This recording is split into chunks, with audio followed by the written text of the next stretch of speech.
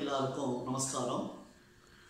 இப்போ நம்முடைய தமிழ்நாட்டில் மழை இல்லாமல் ரொம்ப நாம் எல்லாரும் கஷ்டப்பட்டு இருக்கோம்.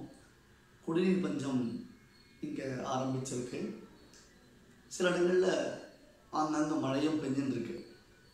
இருந்தாலும் சென்னை மாநகரத்தில் இன்னும் நம்முடைய குடிநீர் தேவைக்காக, வாழ்வாதாரத்திற்காக தண்ணீர், மழை என்பது மிக இன்றியமையாததாக அமைந்திருக்கிறது. இதுக்கு என்ன பண்ணணும்? பல பேர் பலவிதமான முயற்சிகளை பண்ணிட்டு இருக்கா.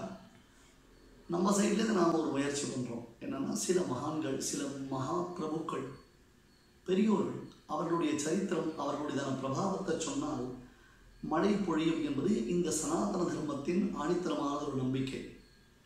அந்த நம்பிக்கையின் அடிப்படையில் மழை தரும் மகாத்மாக்கள், ஆம், எவர்களை நாம் நினைப்பதினாலே நமக்கு நல்ல மழை உண்டாகுமோ, தீங்கின்றி நாளெல்லாம் திங்கள் மும்மாறி பெய்யுமோ, அதுபோன்று அந்த மகான்களுடைய சரித்திரத்தையும் அவர்களுடைய திவ்ய திருநாமத்தையும் சொல்வதற்கு ஒரு சந்தர்ப்பம் தற்பொழுது கிடைத்திருக்கிறது.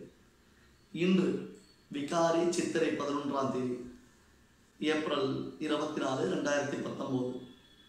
இன்றிலிருந்து 4 நாட்கள் சென்னை மயிலாப்பூர் வெங்கடேஷ் அக்ரஹாரம் நம்பர் 30 தேசிக வித்யா பவனத்தில் தினந்தோறும் மாலை 6:30 மணிக்கு மழை தரும் மகாத்மாக்கள் என்னும் தலைப்பில் ரிஷசிருங்கர், ரிஷபதேவர், பாண்டிய மன்னன், ஸ்வபல்கர், அதுபோன்று அனசூயாதேவி, இத்தகைய பெரியோர்களின் சரித்திரங்களை அடியேன் உபன்யாசம் செய்ய போகிறேன்.